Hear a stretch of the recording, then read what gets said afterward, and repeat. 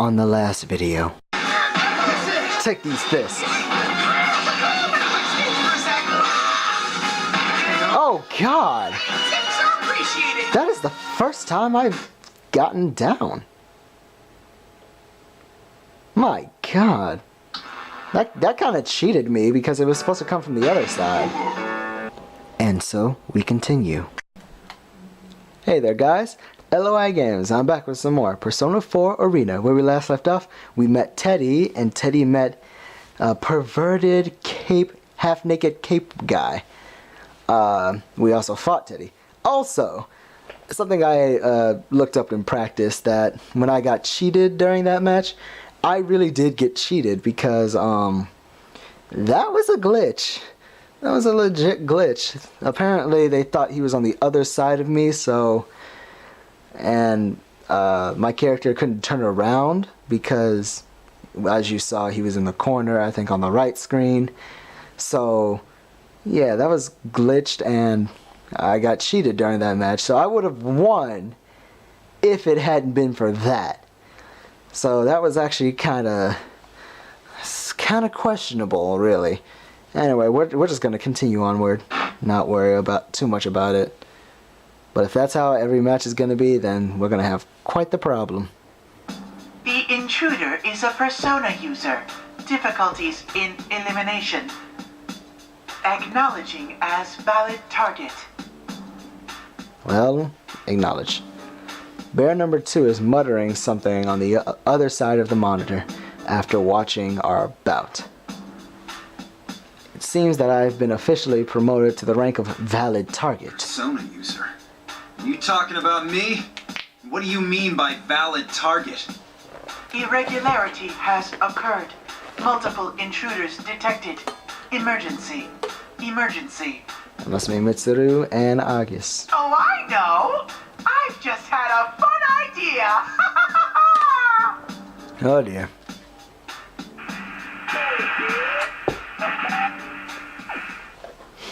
Just as bear number 2 starts speaking like a normal person, the monitor suddenly cuts off.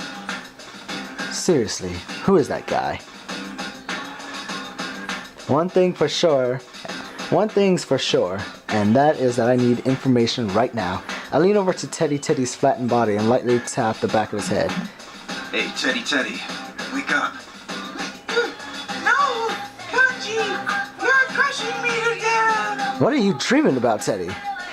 What's going through this guy's head? Teddy, wake up! I smacked Teddy a little more forcefully this time. I was worried that I might make him even flatter, but that's a risk I'm willing to take. Whoa! When did you get to deflate mode? Looks like that did the trick. Teddy gets up using whatever weird stomach muscle he has and yells at me while still that flattened state. Hey! If you hit me so hard, God. you'll ruin my beautiful coat of fur! I'll go bald! Christ, your eyes! And your teeth, fix that! And it's just Teddy! Not Teddy! This is getting to be a pain. Teddy purses his lips and looks away with a huff. I wanted to demonstrate my sincerity with my fist. There's no doubt that I did that. Then again, considering how badly flattened he is right now, I guess it's understandable that he doesn't want to talk to me. Well, maybe I went a little too far. Let me at least talk to you. I have important business here too. I need as much information as I can get. Aren't you going to say sorry? He basically kind of did. Don't push your luck. I'll pull out all your fur. I was just joking! Well, I am a knowledgeable bear, so I'll make an exception for you and listen. Hey, I'm the one who won. Where does he get off with this attitude? It doesn't really feel right letting that slide, but I don't want him to get all pouty again. Take a deep breath and turn my face to Teddy once more. First off, what kind of world is this? Yes, it's the TV world. Well, at least I was right about that. Teddy then went on to explain that there's this mysterious TV program called the Midnight Channel that only appears at midnight. The TV broadcast is caused by the world inside a TV. Oh, he got back to his original form. It seems that Teddy is back to his original appearance, or rather his original thickness. He's like a big stress ball. That's hard to believe. But even if that's true, why does it look like this? Is this supposed to be a school or something? This is probably the school that Yosuke and the others go to. It's a real place? Yep. This world changes whenever someone comes here. I'm not sure why it's a school now, though. It changes when people come here. I used to live here for a long time, so I saw it happen a lot. You lived here? Well, does that mean you're from this world? What are you? That's, Complicated.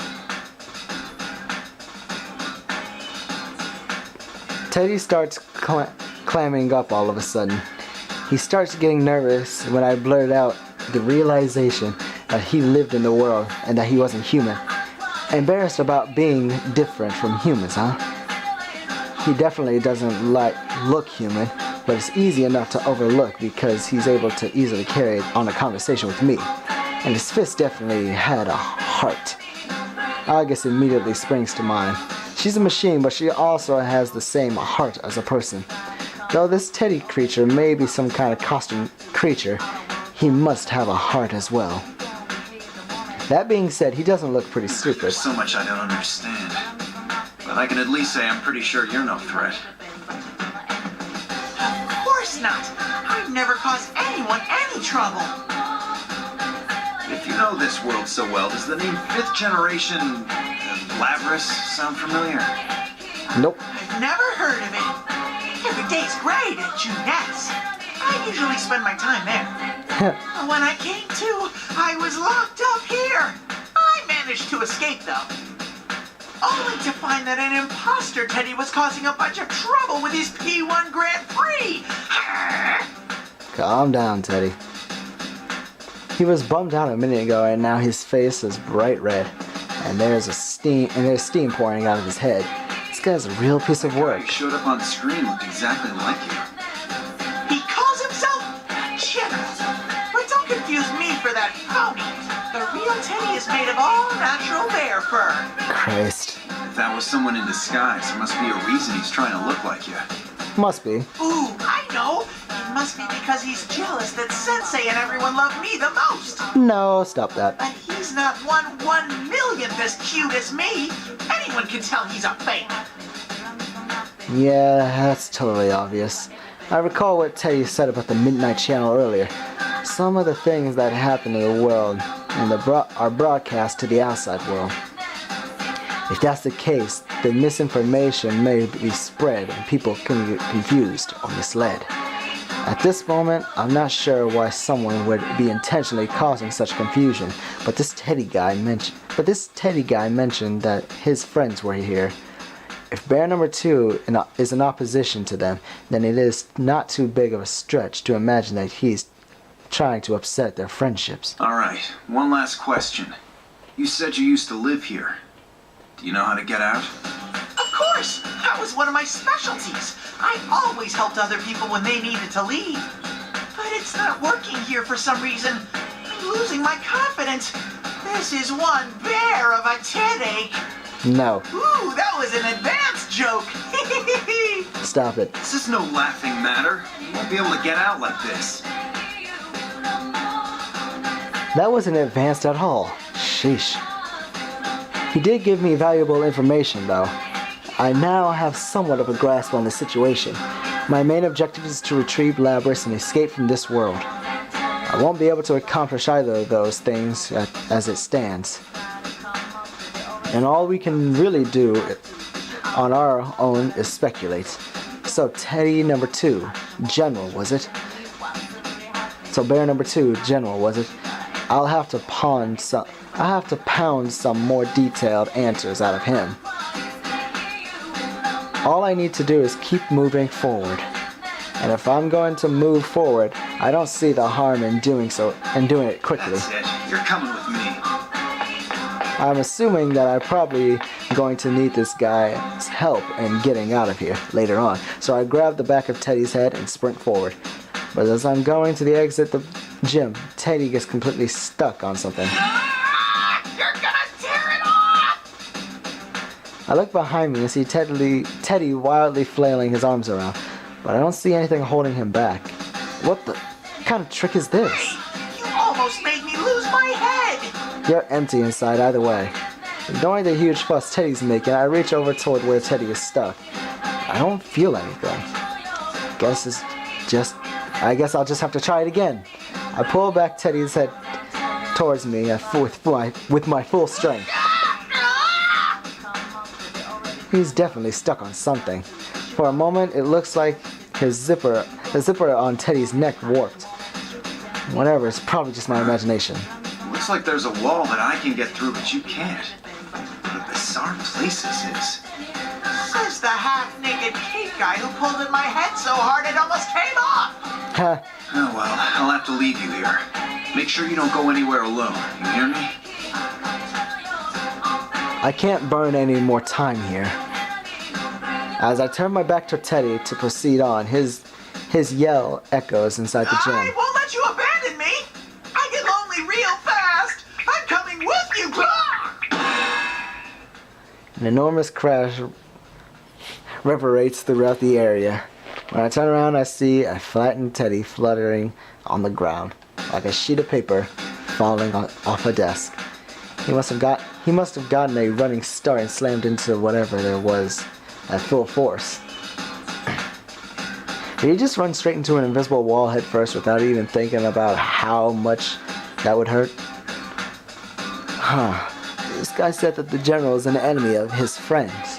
And because his friends are at risk, he can't just leave everything to me. His lack of regard for personal safety may be because he's so worried about his friends. He behaves oddly, but once you look past that, I can totally empathize with him. Really. Sorry. I'll come back for you when all this is settled. Hang tight, Teddy. I know it's a tough situation. I hurry to where the enemy is, for my mission, and for the sake of the Teddy and his friends.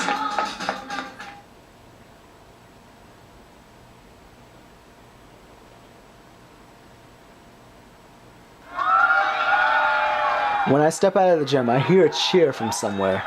The voices seem to be coming from outside the school building.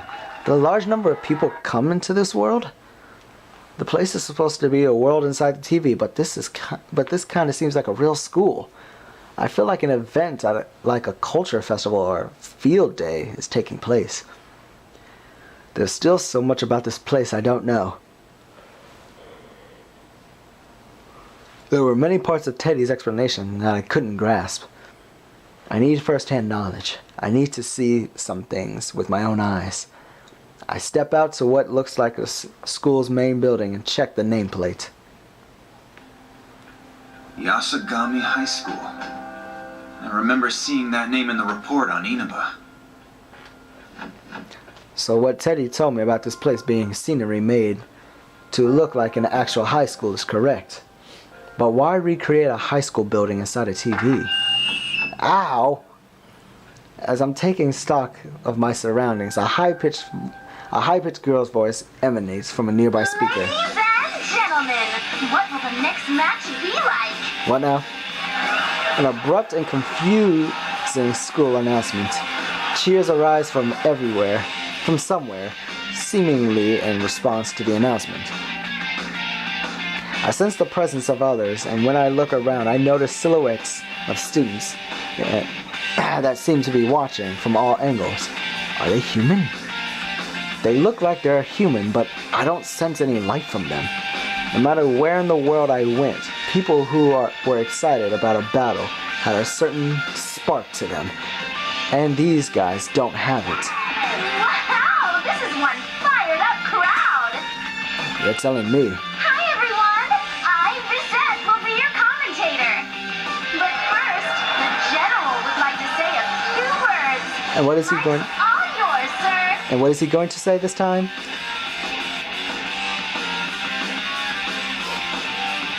As if answering the commotion, the monitor set up in the center turns on. That General Teddy appears on the screen. Well then, I'm proud to announce the opening of our very own P1 Grand Prix! Presenting the manliest of all men! Oh, so you've come this far. I applaud your bravery in not running away. Huh. Still hiding behind a monitor? It's about time you showed up in person. I'll crush you. Nope, sorry, but I'm not falling for a cheap ploy like that. You better follow the rules. Allow me to explain. The P1 Grand Prix is a one-on-one battle. Yeah, you versus Akihiko. Those who are paired off must fight. Only the winner may move on. Only the winner may move on. And that invisible wall that Teddy ran into with his face must have been part of the contest this guy set up. Huh. Interesting. Who are you gonna make me fight? A bizarre laugh plays, and an image on the screen switches on. What showed up next seemed like an odd commercial for the Pre-1 Grand Prix. If someone produced this video like this to the event, does that mean everyone here is a willing participant? From the looks of it, they seem like ordinary students. I just don't think everyday students. Let me start that again. Jesus Christ. I just don't think everyday students like this would be involved in the hijacking of an airplane and stealing of Lavis, but... Who are they? I don't have to answer that. Sorry, but I don't have time to play alone. I'm taking back Labrys. You are? The general on the screen looked shocked by my words. He seemed to be evasive or just laughing at anything I said until now. But this obviously struck a I nerve. think everything's gonna be that easy for you. You all should suffer, and then suffer some more! I'm not exactly sure what specifically antagonized him, but it seems like he's definitely knows something about Labrys. You think that you can make me suffer, huh? Well, bring it on. I flourish my cape in my head and head into the school building. Won't be easy, huh?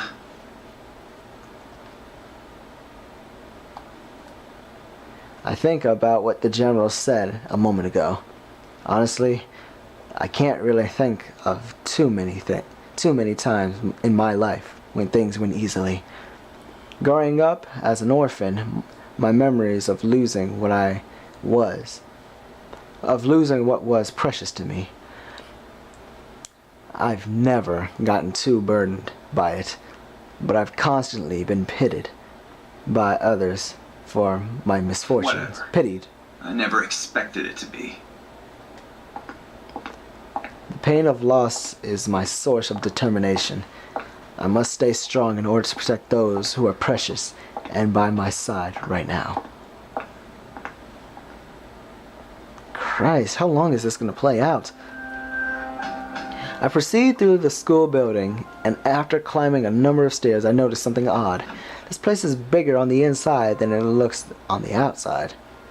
It's like the TARDIS of Doctor Who. The hallways don't turn in the direction you expect after seeing the outside of the building, and the way that the classrooms are connected with each other in a bizarre as well. This is what I'd figure another world would be like. I reach towards an upcoming corner, and I come into contact with an invisible wall. I see, so this is what prevented Teddy from following me. I couldn't have done much earlier, but now I can actually touch it.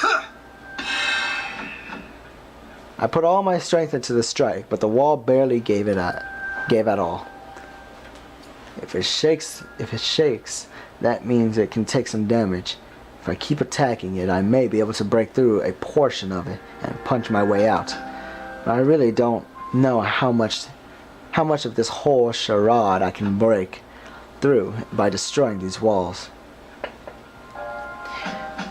It wouldn't be a smart way to expand my energy.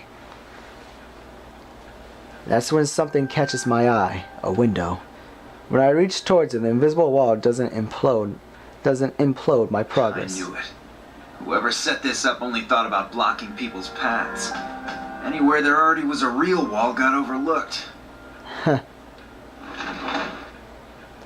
I'm not obligated to play by the enemy's gimmicks. If they want me to go one way, maybe I can gain an advantage by taking another route that they don't expect. Then I'll just go another way.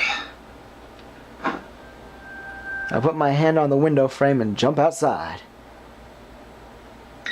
Thank you. Finally. Okay.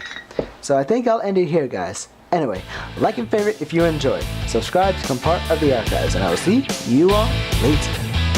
Peace.